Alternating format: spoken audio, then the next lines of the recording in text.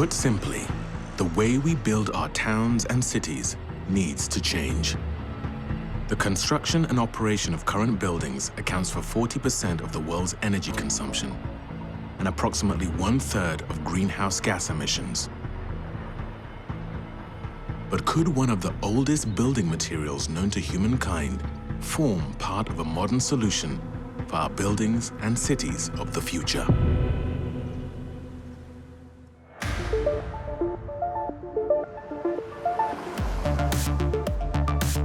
A global technological revolution is underway. We think in the next 10 years, you'll see more innovation than we've seen in the past 50. Driven by passionate, dedicated individuals intent on shaping a new world. I want to create something new. I want to create something that gives me the sense of creating new life. This is why I'm here. A greener world. This is the last call to action, that we have to develop the solutions that are protecting our planet. A better world. I have a family, and when I think about the life I want them to have and their children to have, I want them to experience the world where they can travel and live without worry, and that gets me up and going every day. Together, they are pushing engineering to its limits. Human creativity is the most tremendous power, and if you set a target, things that you never thought possible become possible. Creating extraordinary machines that can help the planet and humankind in the future.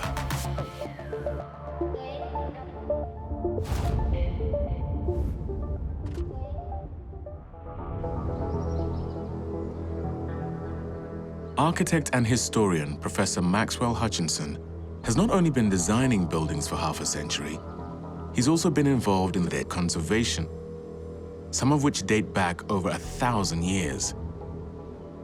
He's one of a growing number of people within the construction industry who believes that the huge carbon footprint associated with our current use of building materials, such as concrete, is unsustainable.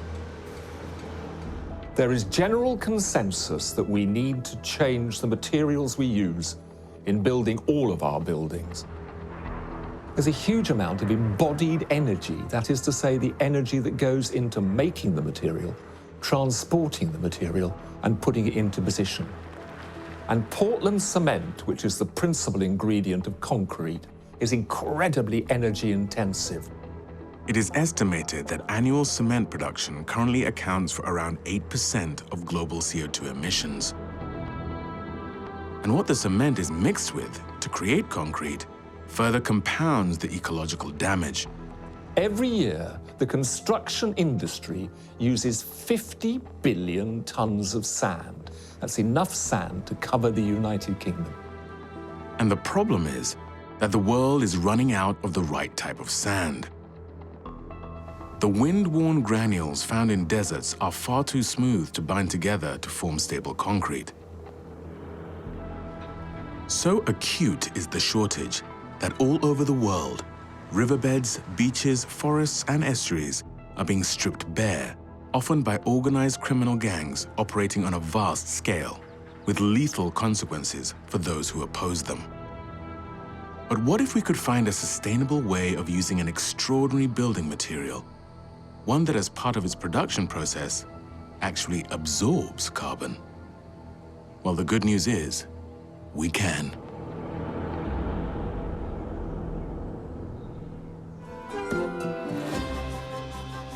In downtown Milwaukee, we might be seeing a glimpse of the future. Amongst much media attention, a groundbreaking ceremony is underway. Normally, this takes place before even a shovel breaks the earth, but this is no ordinary build. Although concrete foundations, parking floors, and lift shafts have been completed, for those involved in this project, it's all about what comes next. If it's not been apparent, literally words cannot describe the excitement I feel about being here today.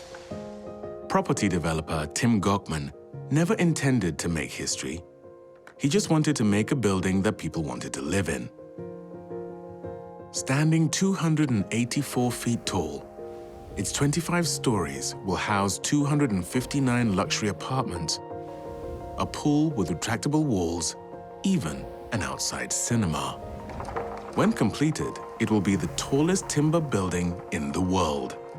And many believe it'll point the way for how we should be constructing our cities in the future. Its name, Ascent. I remember a structural engineer, John Peranto, said this building would change the way that codes are written. John, I don't know where you are. I thought you were being dramatic. I was wrong. You probably heard the quote. I did say when we started this, if we get it built, it will change the code. It will. To be able to create a building that will change the codes and rules that govern tall timber buildings here in Milwaukee has required the support and cooperation of some of the finest engineering talent from around the world. The city planning authorities, the fire department, even the U.S. Forest Service. You know, it seems like when you're doing something really special and you believe in it, things just come together. What inspired Tim Gockman was seeing a project for an 80-story concept design by architects Perkins and Will, Cambridge University, and engineers Thornton Tomasetti. These projects that we do internally in the industry, these are really what spur innovation. And the aim of this particular project was to see how far you could push the boundaries of timber construction with the innovative use of prefabricated components. They include glue-laminated timber beams, known as glue-lam beams, and panels made from cross-laminated timber layers called CLT. Collectively, they are known in the industry as mass timber. It seemed like something out of the future. It was unbelievable. Not just the fact that you could do this to such a height, but that all the wood was exposed inside. And I sent it to the rest of the development team, our architect, et cetera, and we asked the naive question of, can we build a high-rise out of timber? I think Jason's been waiting for years for a developer foolish enough to ask that question, so he was pretty excited. I would say a combination of excitement with a healthy dose of fear tacked on, because it had never been done. Excitement and nervousness. I mean, it's one thing to do research projects, another thing then to actually bring it to reality. I would say River Beach was more of a research project than what you would call even a concept study for a project. But if it could be achieved, the potential benefits are huge. Some estimates suggest prefabricated mass timber construction is 25% faster than a traditional build, reduces construction traffic by up to 90%, and cuts the people required on site by 3/4. It is such a pre-engineered system that is done to a detail level that is not typically done for both steel or concrete, leads it to be much more complex. The level of coordination that we were required to manage was like nothing we've ever seen before, because we digitally built this building down to the last screw. So it's been really, really eye-opening. And this is the way that buildings are going to be put together in the future. Because of the concrete base and elevator shafts, Ascent is what is technically known as a hybrid, with timber making up 70% of the structure. Although high-rise hybrids have been built in Europe and Canada, this is the first time that anything even close to this has been attempted in the US. In general, I mean, the mass timber frame supports the weight of the floor. So basically, everything you're standing on in a wind-like condition where you have wind blowing on the building, or you have, say, a seismic event, that is resisted by the concrete cores. A really good example of the level of coordination that had to happen for this building to be built is driven by the fact that as the building goes up, the timber structure gets smaller and smaller because it's carrying less gravity load. However, the number of screws attaching the members stays the same. And so literally near the top of the building, we were running out of space in the wood for the screws to not clash with each other. And so the amount of coordination that it took to make sure that the connections were properly designed and free of conflict was hundreds and hundreds of man-hours by 3 or 4 different companies. There are a bunch of theories as to, is it going to build faster?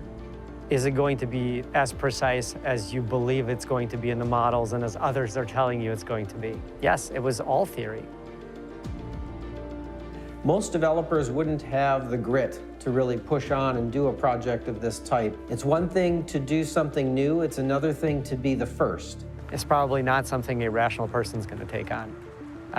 We didn't realize how challenging it was going to be, and I think you need that for innovation. Designing such an imposing wooden structure is one thing, but to bring the designs to life, you need to find people who can build it. But who do you need? The materials obviously points to carpenters.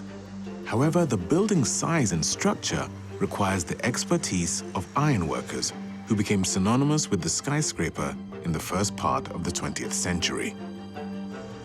For contractors C.D. Smith, putting this team together meant consulting with workers and unions to create a new way for these established trades to combine their skill sets.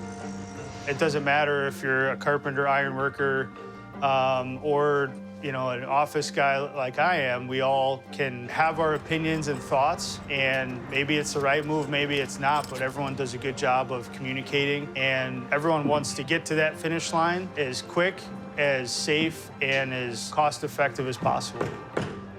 They call it a joint venture.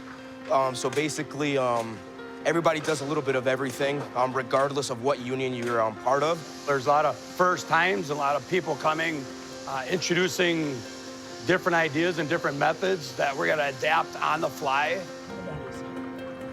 That beautiful ring. Normally we set up a rebar and a pan and you pour a column and then you build a deck and you pour a deck.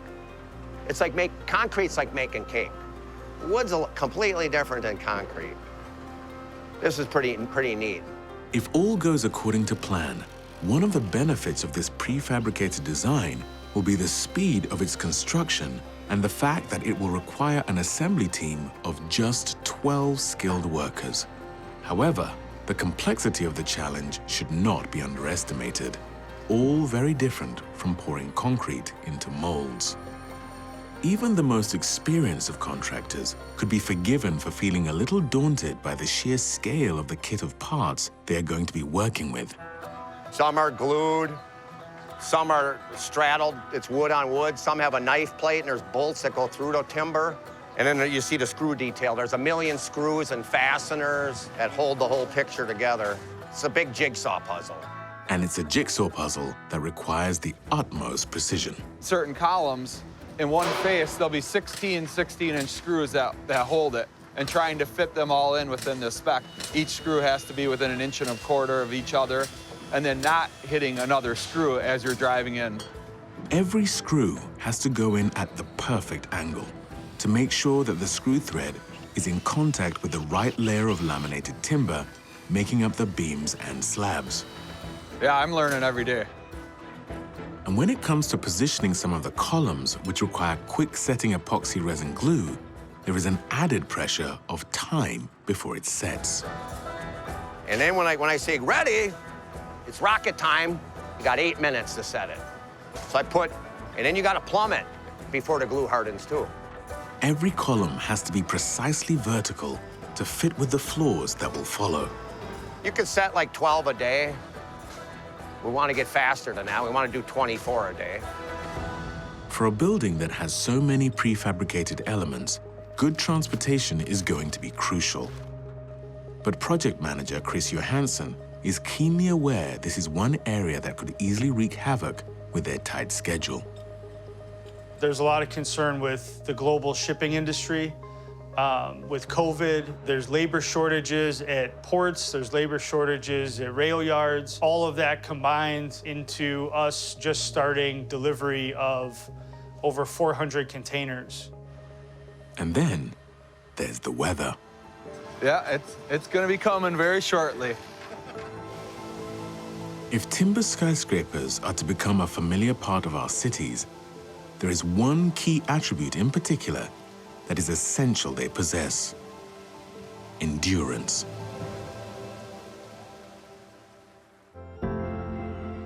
For anyone who doubts the longevity and durability of timber, look around me. 1060 and the timber's still here. This is St. Andrew's Church in Greenstead, in the county of Essex in southern England. The oldest timber building in Europe. Like many churches, it has evolved and been added to over the centuries, but its thick timber walls date back over 1,000 years to a time when England was still ruled by Saxon kings. The structure and shape and form of timber buildings was determined by the trees that were available to build the building. Engineers have to be able to calculate every part of a building. The challenge that we face is how to take this material and give it the uniformity and predictability that we need in our modern buildings. The prefabricated timber structure needed to create Ascent is being produced in Austria. Almost half of the entire country is covered in forest, occupying an area the size of Switzerland. And with centuries of experience and an eye to the future, they are currently planting more trees than they harvest. The slower a tree grows, the denser its ring pattern. The higher the density, the greater the strength. It's for this reason that timber from the Ascent Project has been selected from forests at a higher altitude where the annual growth is slower. One company, KLH, is making the CLT panels, whilst another, VHAG, is making the glulam beams and columns. Founded by a local carpenter over 170 years ago, VHAG has become one of the world's leaders in prefabricated timber structures. In their warehouse, timber destined for Ascent is stacked, ready to undergo a transformation that will enable it to meet the most stringent of criteria determined by the engineers. Just to give you a picture, we produce for that building 2,300 cubic meters of glulam, but we have to pre-select 6,000 cubic meters of sawn timber. You see some of it in the background. From these 6,000 cubic meters, we selected only the best boards. We don't throw the others away, we just use it for other projects, for, let's say, normal projects. But the pre-selection process was an extra mile for the Ascent building, yeah, definitely. Before the selection process begins in earnest, the sawn timber is kiln-dried to reduce the moisture content down to around 10%. It then passes through a metal detector to ensure that there are no small pieces of metal that could damage the expensive and complex machinery. Then there is a laser scan who checks how warped the timber is, because it might be a bit warped. And then we have an end grain camera to look on the annual growth ring, because we have to know if it's the right side or the left side of the board, and also how fast is the timber grown, so the thickness of the annual growth ring. The timber is then planed and analyzed by X-ray to assess the density and to look for any resin pockets or cracks. Once they pass selection, every individual piece of timber is given its own data file containing all the information gained from this analysis. These pieces are known as lamella, which comes from the Latin word often applied to armor, meaning thin plate. Any weak parts of the lamella can be cut out and different sections joined together using a process called finger jointing, which greatly increases the surface area onto which glue can be applied. And as part of quality control, sample joints are regularly tested to destruction. The pressure needed to break the joint is equivalent to that generated by the weight of 30 tons. That's the same as a fully laden fire truck.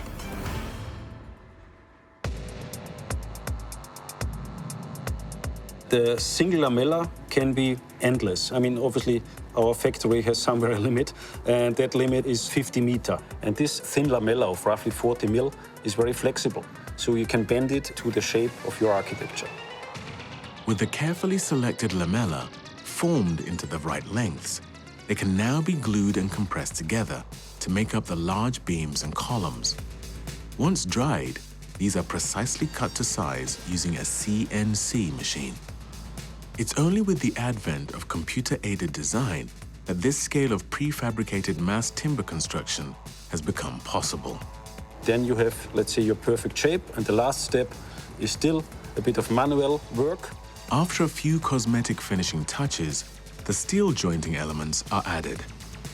Every detail is considered during the manufacturing process, right down to the loading of the shipping containers.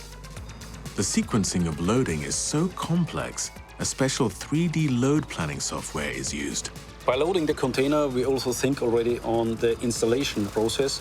So what element do they require first? And therefore, we place the elements in the right order already in the container. Having left the factory, the beams and columns begin a 7,000-mile journey by sea to Port Milwaukee on the shores of Lake Michigan. Here, they are stored until their contents are needed on site. And when they are, it's down to Jesse Miller to ensure that they make the final 4 miles of their journey safely and on time. Every single load, I think we're somewhere around 90 now, has been hauled by me. And as long as I continue, I should deliver the whole wooden structure, the whole building. It's definitely a proud feeling. I'm proud to be involved in this project.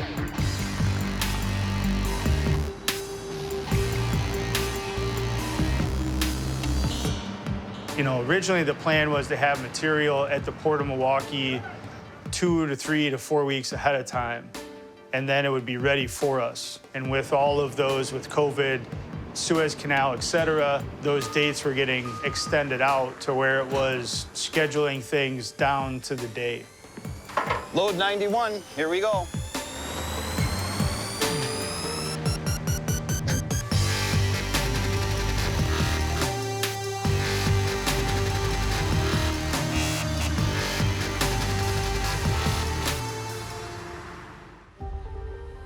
Back on site and 11 weeks into the timber build, things are really starting to take shape.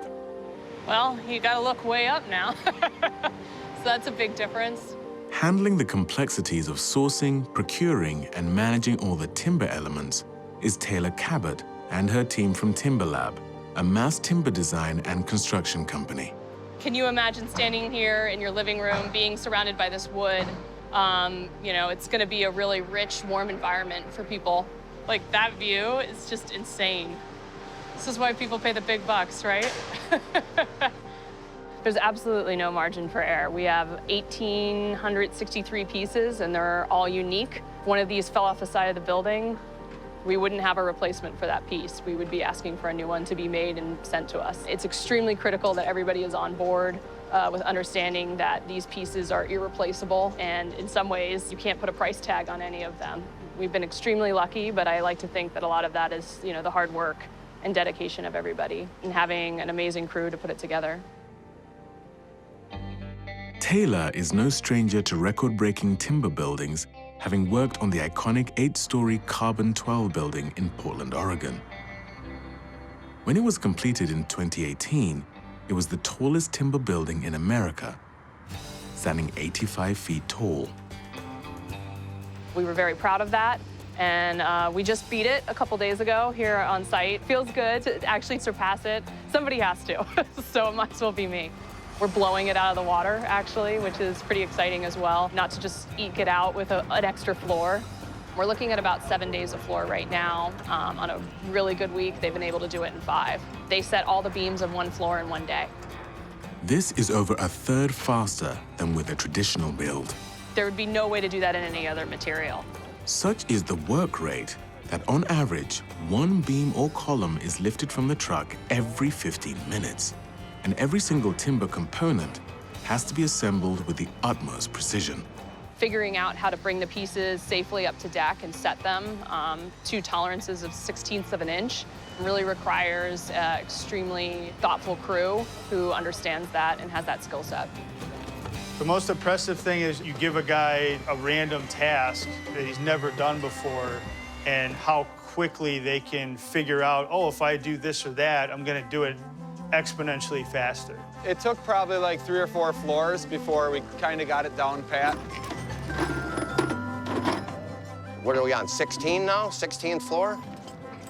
As far as what we've learned on this project, I think is gonna say a lot as far as what's gonna start happening in the future. I come home clean, so that's a good thing. Wife likes that. Yeah, it's fun. Not like fishing, but it's fun. We're here to make this project go, and I think, I personally think we're knocking it out of the park.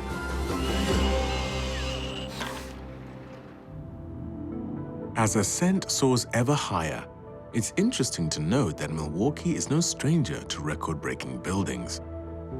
Just a few blocks away is the City Hall.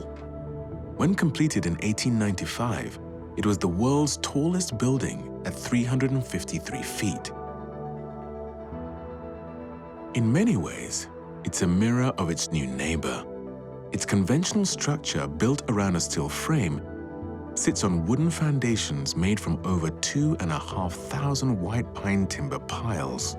Yeah, it is ironic, the flip that you see right now with the use of mass timber on City Hall versus how we're using it on Ascent. But in some ways, you know, it's very similar. You know, we pushed technology pretty heavy back then with City Hall, but we're also pushing technology pretty hard right now with the Ascent Project. Today, we're obsessed with high buildings. They define our cities, but span, the space between walls, is just as important. If mass timber is to be adopted on a much broader scale, it needs to be capable of supporting a wide range of structures essential to our 21st century infrastructure. At the same time as Ascent is being built, a huge mass timber roof is under construction as part of the ongoing renovation at Portland International Airport. For those involved in the design of passenger terminals, there is a sense that perhaps the wheel has turned full circle. When King's Cross Railway Station in London was built in 1852, they used a laminated timber roof. It was 105 foot wide and 71 foot high. It was one of the engineering marvels of its time. No roof like that had ever been built before. But there was a problem because of the steam trains underneath this remarkable roof. The water vapor attacked the laminations in the timber, so it had to go. The material chosen to replace it at the end of the 19th century was wrought iron, which had revolutionized the world of engineering, but would soon itself be usurped by steel. If laminated timber was to have a future, it needed to change. Andrew Lawrence is a structural engineer and timber specialist at Arup, a company which is renowned for its pioneering work in the world of engineering and construction. The game changer is having a really good glue. It wants to be strong, but also it wants to be waterproof. And those waterproof glues were not invented until the 1930s. So right until then, we could, what we call laminate structures by taking small planks of wood and stacking them side by side or above each other. King's Cross Station, they're stacked horizontally, but they're not joined. They're not joined together. So it's like all the leaves of a book. They can all slide over each other when you bend the book. But if you glue those planks together with a really good, strong, waterproof glue, those leaves of a book become like a thick sheet of cardboard. So that's what those glues give us. We can essentially make much larger members. So if we had the ability to create new, more resilient timber beams 90 years ago, why haven't we seen buildings like Ascent before? One of the really exciting new developments is what we call CLT. It actually stands for cross-laminated timber. And the explanation of it is in the name.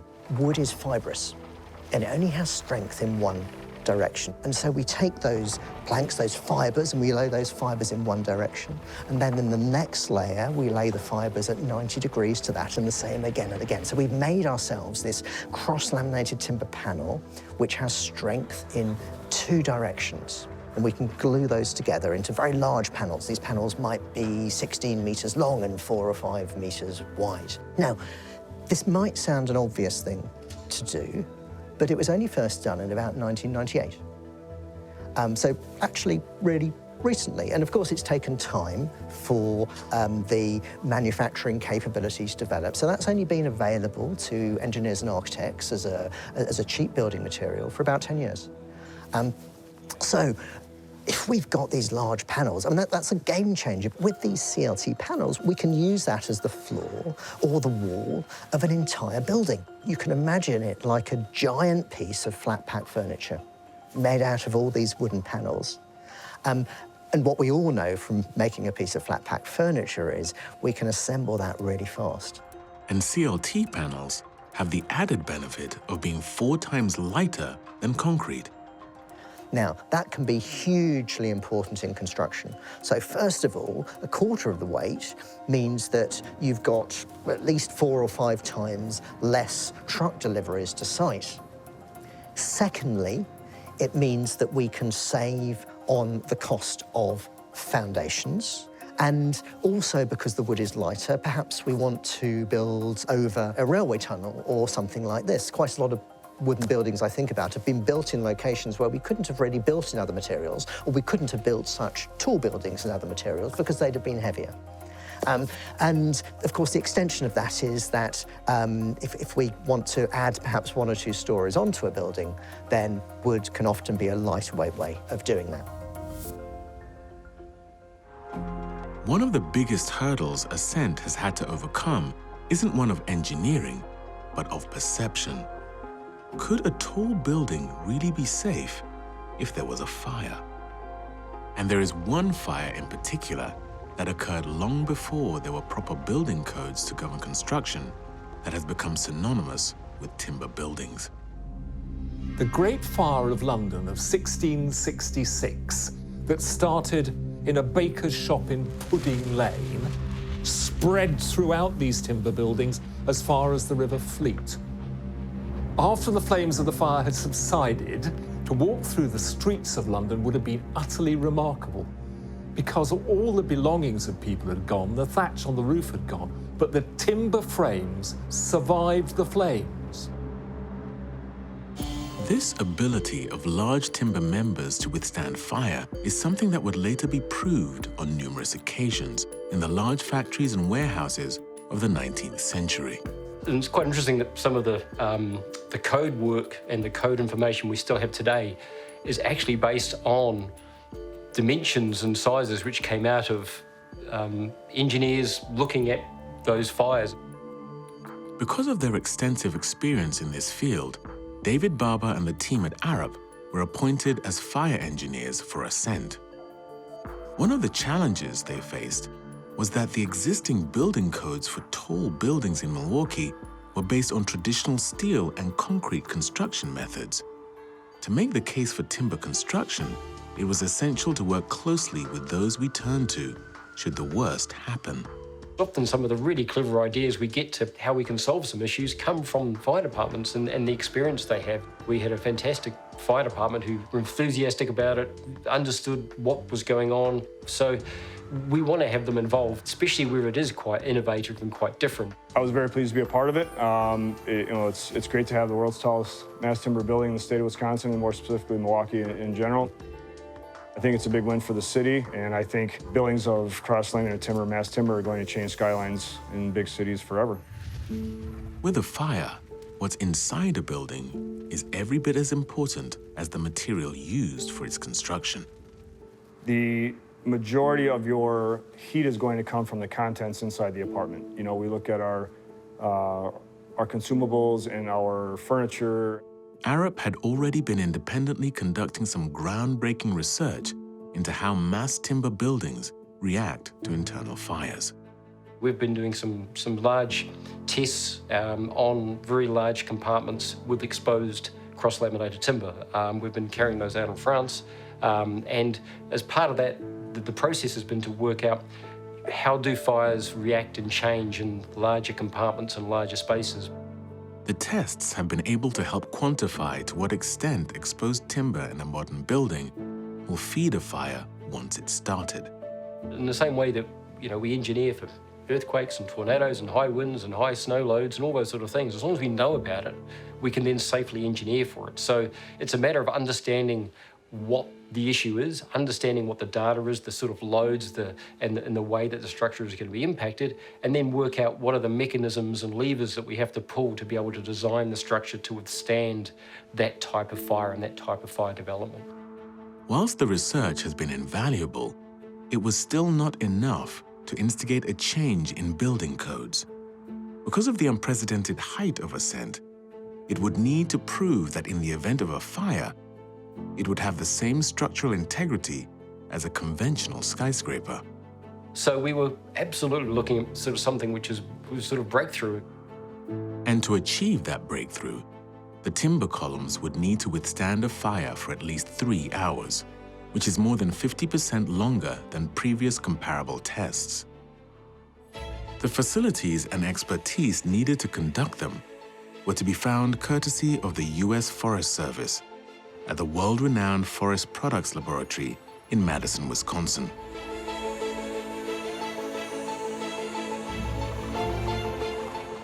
We've installed the glulam column with thermocouples that allow us to monitor the temperature throughout the glulam as it's exposed to the fire. And it's well understood that char of wood forms around 300 degrees Celsius, so we can monitor that 300 degrees C isotherm through the depth of the column. And then by doing that, it enables us to calculate char rates. Within 25 minutes, the temperature in the furnace will reach 1100 degrees Celsius. It's this surface charring that is key to timber's ability to withstand fire. It forms what is sometimes referred to as a sacrificial layer, which acts as a barrier to further combustion. Once we obtain char rates from the glulam column, then structural designers can use those char rates to appropriately design the size of their glulam beams and columns within a building. It's incredibly exciting to be on the forefront of all of this and to watch these structures going up very close by to us. It's a really exciting time to be a part of this type of research. In contrast, steel behaves in a very different way when heated to similar temperatures, which is of particular concern in an emergency. In the case of a steel building, when that fireproofing falls off, the beam is allowed to be heated. We all know what happens to metal. When it heats up, it expands, and a 100-foot column steel I-beam will elongate approximately 9 inches at 1100 degrees Fahrenheit. Now, that might not seem like a lot, but imagine that 9 inches pushing out against the walls.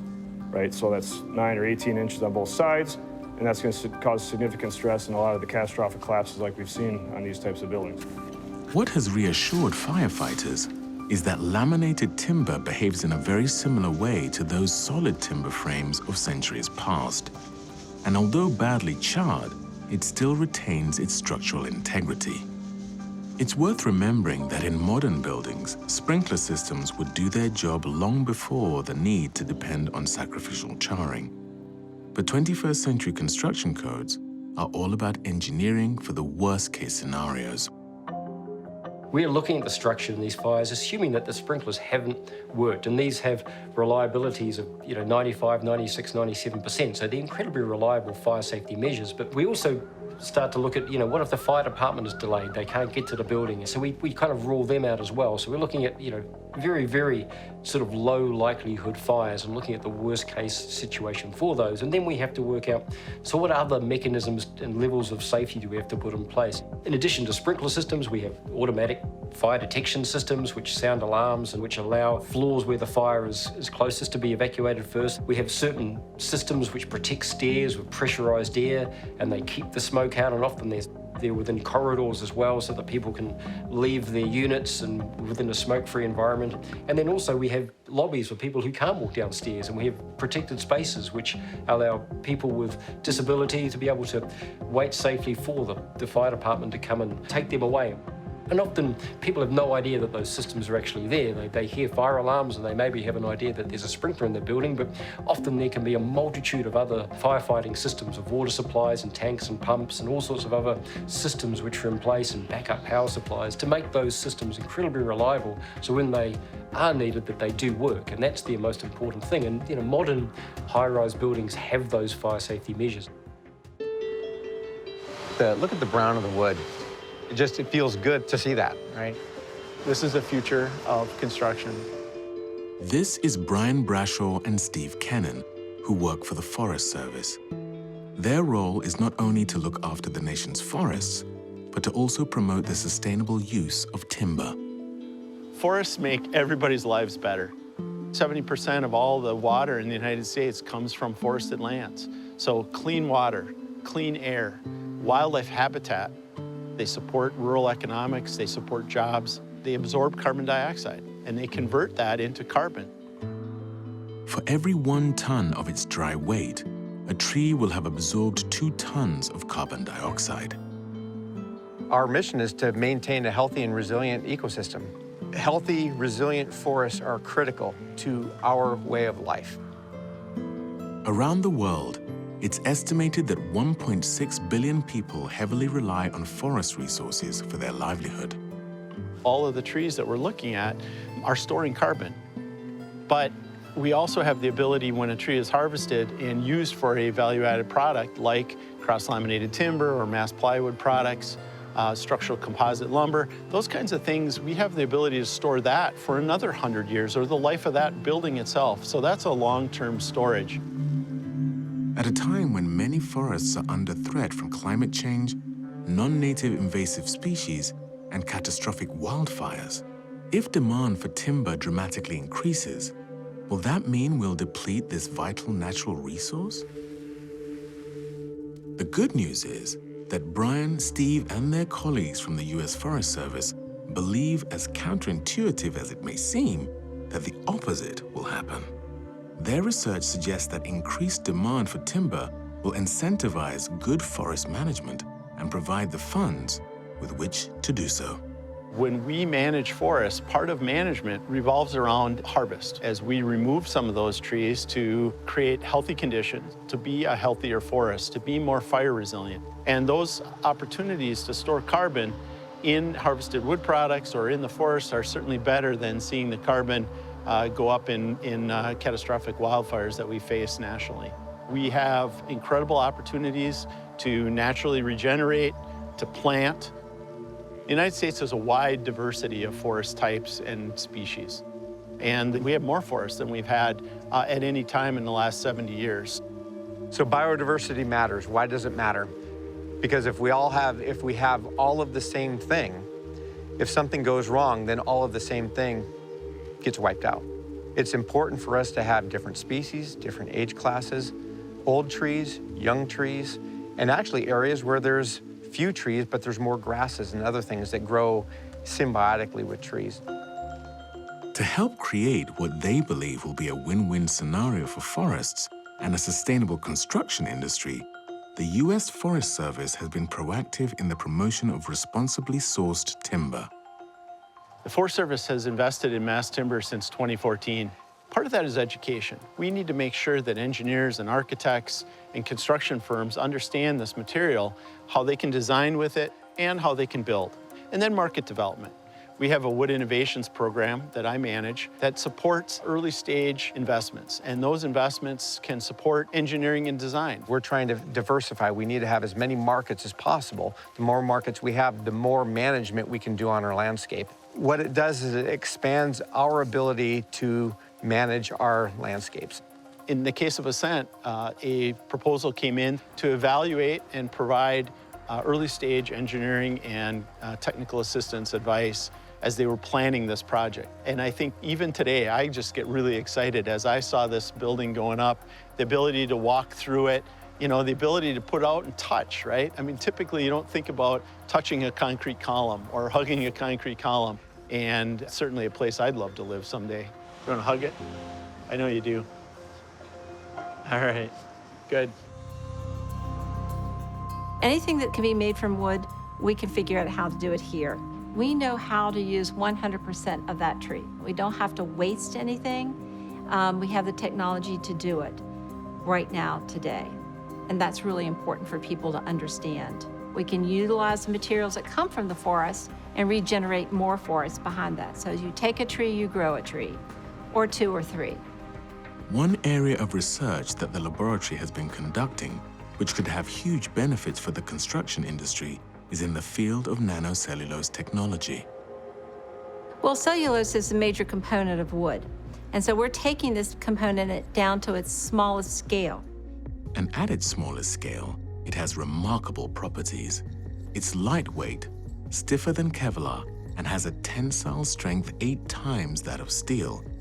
And when it's used in concrete, the crystals enable the cement to bind differently, making it much stronger. The amazing thing about this material is you can reduce the amount of cement needed to have structural performance by about 20%. And so we're testing that now out on a bridge out in California. It also has the potential to form a basis of a much lighter and stronger alternative to glass, which is not only 2/3 more thermally efficient than glass, but also has structural properties. We're still working out some of the features of this to get it to be completely transparent, but we're 90% there. And because nanocellulose has the ability to conduct electricity, if a combination of chemically treated and untreated fibers are incorporated into flooring, when they come into contact through compression, they produce electricity, which means that floors in places like busy hallways could produce significant amounts of energy. So we can build a building, the structural components from wood. We can put flooring down that's wood, even ceilings. And now the windows, and have that produced from a wood product. And what if we could then take another byproduct from a wood process, such as in pulp and paper making, the lignin, and we can produce an insulating foam. Now we've increased the carbon storage in that building considerably.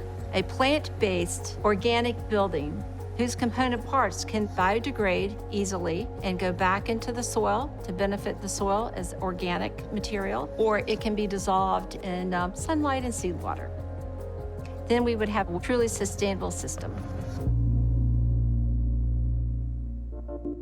As timber construction enjoys a growing renaissance, just what heights could a timber building reach? So if we're making a building entirely out of wood, then the optimum height is about 10 stories. If we get above that sort of height, we're going to struggle to make it strong enough to resist wind loading. The walls and columns supporting that building are really going to start to get quite big. So it's above about 10 stories that it makes sense to start to combine wood with other materials. Which is why Ascent, with its 25 stories, has adopted this hybrid approach.